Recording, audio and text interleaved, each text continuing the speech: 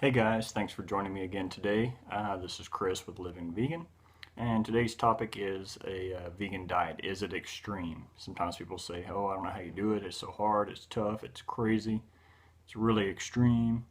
And so I guess I have a few answers for those who tend to stick to the standard American diet or SAD diet, whichever one you want to call it. And I actually think that is a pretty extreme diet. Now, I did follow it for most of my life so far. And like I said, recently switching over, I've decided that I think it's a healthier diet being vegan. So, what makes a vegan diet extreme? I guess it's when people think all you eat is plants, all you eat is fruit, vegetables, salad, salad, salad. Well, it's a little bit more than that. You've got, all your grains, potatoes, starches. Um, like I said, lots of fruits, lots of veggies. And if you think about it, it really promotes a much healthier lifestyle. But anyway, let's go over some of the extremes of the SAD diet, if you will. Let's say you sit down to have a steak dinner tonight.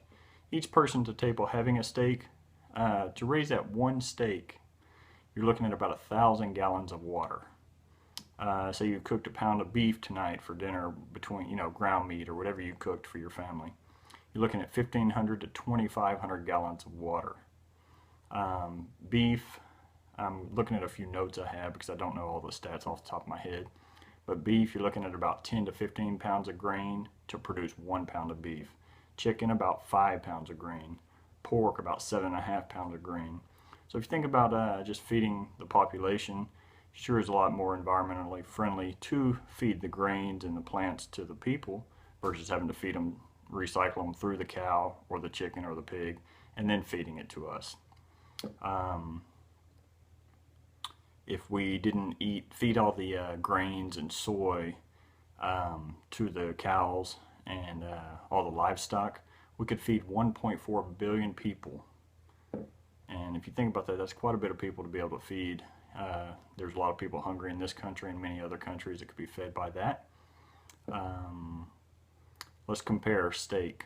That's what I live in Texas, so that's a big thing here, I guess. Steak, 8-ounce steak, you could have 45 to 50 bowls of grains to feed the people if you didn't have that one steak. So is vegan extreme? Probably not. Is the SAD diet extreme? Really is when you sit down and really think about some of the things that we do. Let's go over water, how much water it is. Pork, for a pound of pork, all these will be in pounds. Pork, about 575 gallons of water for that 1 pound of pork. Chicken, 475-ish. And then if you compare that to, like, say, corn, it's about 100 gallons. Soybeans, about 200 gallons. Wheat, 135 gallons. So when you consider all the different things that we're using all the extra water for, which, we don't have endless supplies of water. Most people live in places that are having some water problems at this time. And let's go over maybe how animals are treated. That's pretty extreme. If you look at these CAFOs, where all these, say, cows are raised or pigs, depending on which one you're at. There's, thousands and if not hundreds of thousands of animals on these things.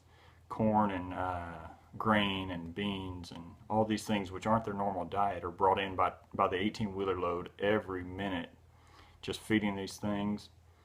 There's, the endless supply of water, the endless supply of manure going out, which is going into these big holding tanks, fields, then it overflows when it rains, goes into your streams, to your oceans, polluting all that. So is vegan extreme?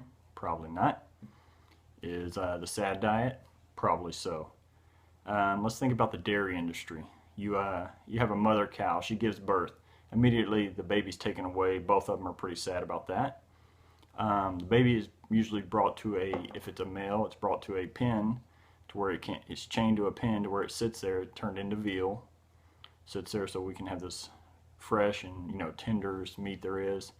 Well, that's a pretty sad life for a baby cow, just to lay there all day and just be fed to someone. The mother at that point is started on the dairy farm. She started to be milked. As soon as she starts not producing as much, they will artificially inseminate her again to where she is constantly in the state of pregnancy to where she can provide more milk. Once her production falls off enough, then she's killed for meat at that point. Other than that, antibiotics, steroids, hormones, we feed more antibiotics to the livestock industry than we do to humans. If you sit back and think about that, that's pretty amazing.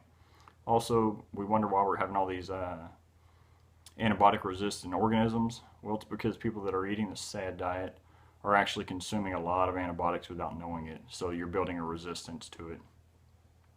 Anyway, that's just my little take on why when people say, "Oh, that's extreme," or that's a crazy lifestyle. Well, it's really not that extreme when you think about it in the overall picture. So anyway, just wanted to share that with you, my thoughts and concerns. If you have any questions, please leave them below. I'll be more than happy to answer anything that I can. And just remember, please like, share, and subscribe to this channel. And remember, carbs make us happy.